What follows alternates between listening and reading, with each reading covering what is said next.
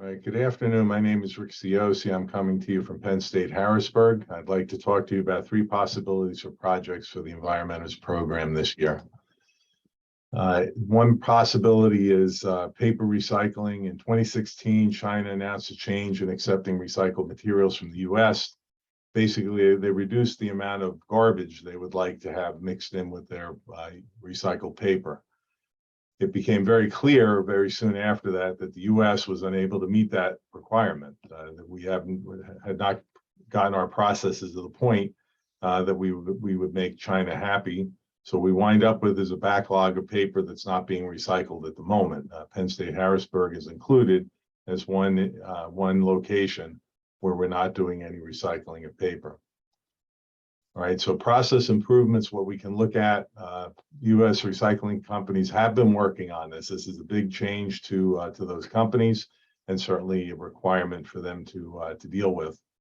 Penn State Harrisburg, as I said, has not been collecting paper waste, and it's because of the haulers, our people who take away our waste, can't make enough money to justify recycling the paper. And basically what the project will focus on will be on improving the U.S. paper recycling process. All right, the next the other two projects come from one idea of dealing with Huntington's disease. All right, Huntington's disease is a no known cure disease. It's a motion disorder that triggers other symptoms. And a person who has onset, usually onset is around age 40, but it can be earlier. There is such a thing as juvenile Huntington's disease and later, but it's a 20-year lifespan in general after onset of the disease. For those 20 years, it would be nice, and people who are affected by the disease would like to be able to live in their own homes, would like to be able to take care of themselves. They're generally somewhat independent. They're not bedridden by any means, but in improving life for them, quality of life during their 20-year lifespan is pretty important. So providing some type of sustainable, renewable energy smart home with the idea of assessing what the living needs are and the energy requirements for someone living in a smart home for them. We modeled, I did a student project in the spring, modeled building a home from Masonic Villages in Elizabethtown, Pennsylvania. This is a picture of one of their entrance-fee cottages, where it's an independent home. It's a home for an individual or a couple, and they do put in a lot of smart home features, a lot of controls, a lot of automated stuff. But I don't think they get to the point of identifying what the energy needs will be. And that's what I would like the project to deal with.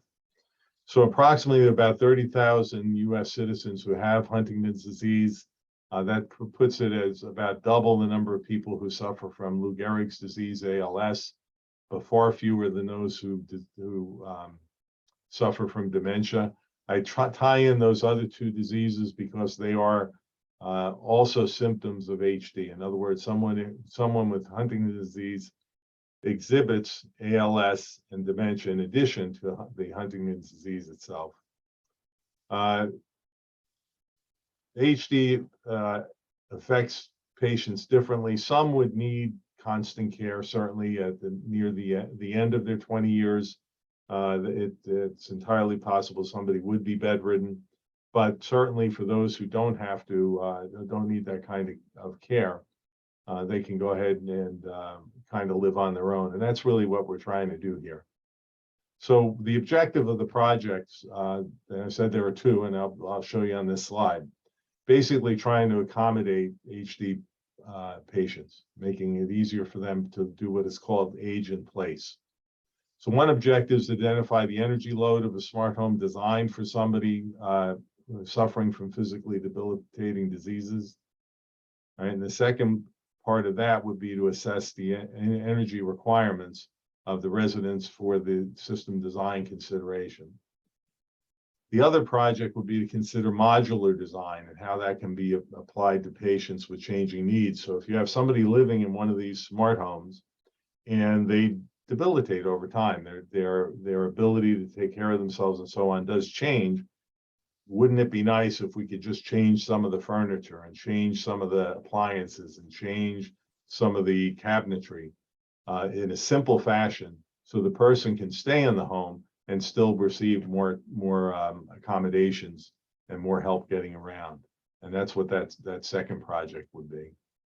So the project, whichever one we choose, will be interdisciplinary by nature.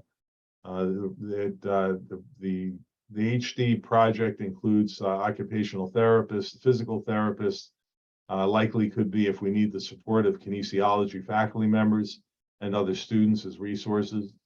Mechanical, electrical engineers will work with energy and power interests, how you can do this. And then the construction, structural civil engineers can look in the design phase, in the building phase. And thank you for your consideration.